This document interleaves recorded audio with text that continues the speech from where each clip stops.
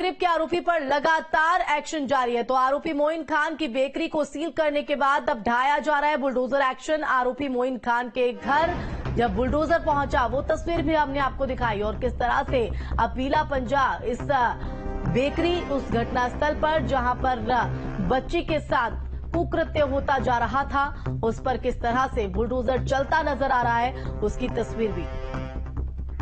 तो जो बेकरी है उसको जो है वो ध्वस्त कर दिया गया है। अब जो तालाब कब्जा किया गया है वो उस पर कार्रवाई चल रही है। देखिए ये तालाब है, सार्वजनिक तालाब होता है, ग्राम सभा की संपत्ति होती है और इसको जो है वो तोड़ने की कार्रवाई चल रही है। इस पर एक्शन चल रहा है कि इसको किस तरह से यहाँ पे जमींदोज किया जाए। पूरी बाउंड्री वॉल बना ली गई थी। ये जो जमीन है ये इसके किनारे की तरफ, तो दो तरफ एक्शन चल रहा है। तस्वीरों के जरिए हम आपको दिखाएंगे। एक तरफ इधर जो तालाब है उसकी जमीन जो कब्जा की गई है, दूसरी तरफ बेकरी जहां पर है वहां पर भी एक जो है जेसीबी मशीन को लगाया गया है, वो भी ध्वस्तीकरण की कार्रवाई कर रही है। पूरा एक साम्राज्य बनाने की कोशिश की गई थी और शायद यही धन बल था जिसके आधार पर आरोपी ने इतनी बड़ी घटना को अंजाम दिया। किस तरह से इस घटना को किया अगर हम बात करें तो ये चूंकि पूरा ये जो जगह है यहाँ पर पूरी बड़ी लंबी बाउंड्री वॉल बनाकर बेकरी का काम किया जा रहा था जिसका ध्वस्तीकरण सुबह से किया जा रहा है और अब जो उसके द्वारा अवैध कब्जे किए गए हैं आरोपी के द्वारा उनके ध्वस्तीकरण की कार्रवाई शुरू हुई है। ये जो एक्शन है वो लगातार जारी है। अगर हम बात करें चूंकि जो यहाँ पर लगातार तो सर बड़ी सुरक्षा का भी ध्यान रखा गया है, बड़ी संख्या में पुलिसकर्मी लगे हुए हैं। हाँ, पर्याप्त पुलिस फोर्स यहाँ पे है, पूरी पुलिस फोर्स है और ध्वस्तीकरण जो कार्रवाई है इलीगली जो कंस्ट्रक्शन किया गया है उस पर कार्रवाई आपके समक्ष हो ही रही है। We are taking very stern action. जहाँ जहाँ इलीगली कब्जे कार्रवाई हुई है, सार्वजनिक जमीन, चक रोड, तालाब आपने देखा कि निर्माण हुआ है, उस सबको ध्वस्त किया जा रहा है। सुरक्षा के लिए भी बहुत बड़ी संख्या में आप लोगों ने पुलिसकर्मी लगा रखे हैं, ड्रोन से निगरानी हो रही है। जी ऑफ कोर्स ड्रोन से भी निगरानी हो रही है, पूरी पुलिस फोर्स है एंड जो स्ट्रिक्ट एक्शन है अकॉर्डिंगली इज बीइंग टेकन। अच्छा, ये मुख्य आरोपी के खिलाफ पूरी कार्रवाई चल रही है, उसका एक जो है साथी भी है इसमें, ये माना जा रहा है कुछ और लोग भी धमकाने वाले में थे, तो एक्शन जारी रहेगा? नहीं, एक्शन तो जारी है, एक्शन जारी है, जारी रहेगा। देखिए तस्वीरें हम आपको दिखा रहे हैं, तस्वीरें इस बात को बयां कर रही हैं कि किस तरह से उत्तर प्रदेश सरकार की अपराधियों के खिलाफ मंशा है कि अपराधी किसी भी स्थिति में सर उठा ना पाए। एक इस तरह की नजीर पेश की जाए जो पूरे देश पूरी दुनिया में देखी जाए कि उत्तर प्रदेश में किस तरह से कार्रवाई होती है, किस तरह से उत्तर प्रदेश में अपराधियों के खिलाफ अभियान चलता है। तो वो तस्वीरें हम आपको दिखा रहे हैं। लगातार जेसीबी मशीन उस ध्वस्तीकरण को करने में लगी हुई है जो तालाब पर अवैध कब्जा करके बनाई गई है। दूसरी तरफ भी कार्रवाई जारी है। ये कोई एक तरफ कार्रवाई नहीं चल रही, चौतरफा आरोपी पर कार्रवाई चल रही है।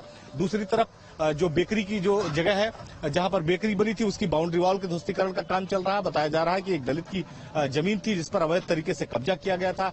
आरोपी चूंकि बनबड़ था, इस इलाके का दबंग था, लिहाजा उसने बहुत सारी संपत्तियों पर यहाँ पर कब्जा कर रखा था। तो ये जो तस्वीरें दिखाई पड़ रही है आज अयोध्या से, ये तस्वीरें इस बात का पैगाम पूरे उत्तर प्रदेश में लोगों को देंगी कि किसी भी स्थिति में जो अपराधी हैं उनके खिलाफ किस तरह का एक्शन होगा, उनके खिलाफ किस तरह का अभियान चलेगा।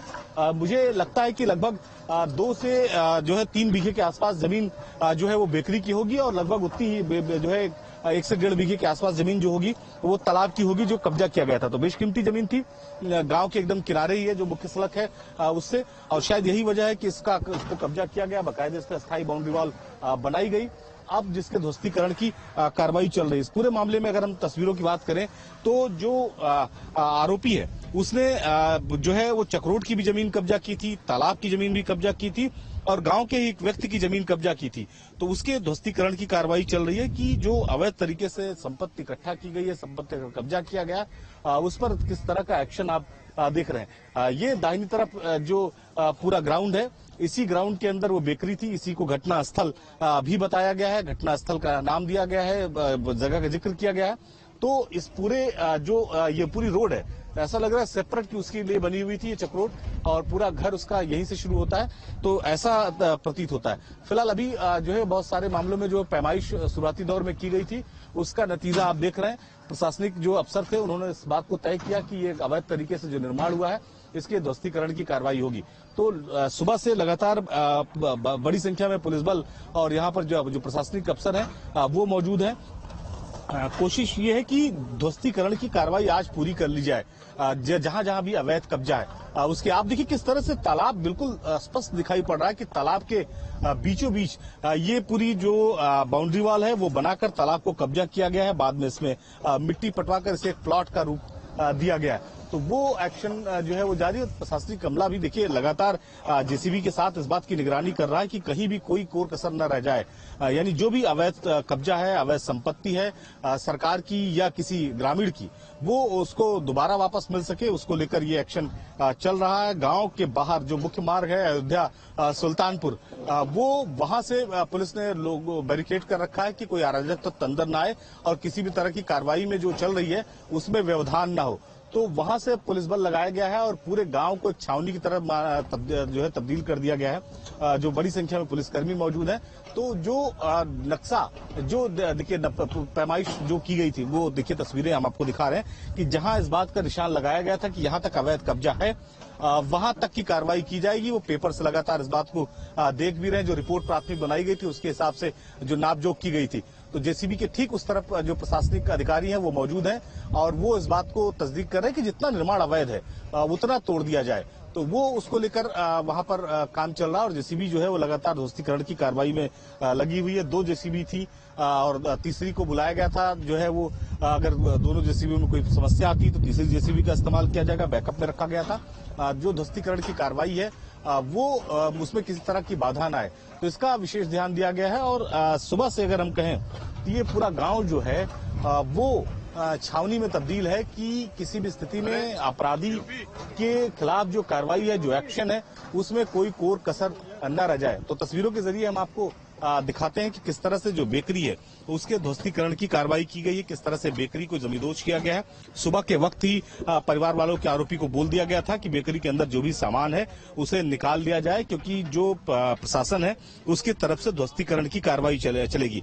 तो लगभग 2.5 से 3 बीघे जमीन होगी। ये पूरी बाउंड्री वॉल लंबी थी जिसको तोड़ दिया है। गेट जो है आरोपी का वो उसे उखाड़ दिया है चूंकि अवैध कब्जा था। और अब तस्वीरें हम आपको दिखा रहे हैं बेकरी की। यहीं पर वो बेकरी मौजूद थी जिसे घटना स्थल बताया गया है और इसी बेकरी को अवैध कब्जा जो है वो प्रशासन ने बताया है और उसके खिलाफ एक्शन, तमाम मशीनें जो निकाली जा सकी वो निकाली जा सकी। उसके बाद बिखरी यहाँ पर पड़ी हैं और ये पूरा बाउंड्री वॉल बनाकर जो है एक दलित की जमीन को कब्जा किया गया था और उसी की वजह से प्रशासन को इस बार में सफलता भी मिली कि इसको खाली कराया जाए, इसका अवैध निर्माण तोड़ा जाए। सुबह से यहाँ पर एक्शन जारी था। बहुत सारा सामान बेकरी का अगर हम कहें आपको तो बेकरी का सामान भी जो निकाल दिया गया है वो बिखरा पड़ा हुआ है बेकरी के बगल में ही। और जो उसके बेकरी के अंदर जो सामान रह गया था वो तो चूंकि बेकरी को जब जमींदोज किया गया तो वो सामान अंदर ही रह गया। तो इस तरह की तस्वीरें आपको इस पूरे इलाके में दिखाई पड़ेगी। दूसरी तरफ जो जेसीबी जो तालाब है उसका जो है वो कब्जा मुक्त कराने में लगी हुई है।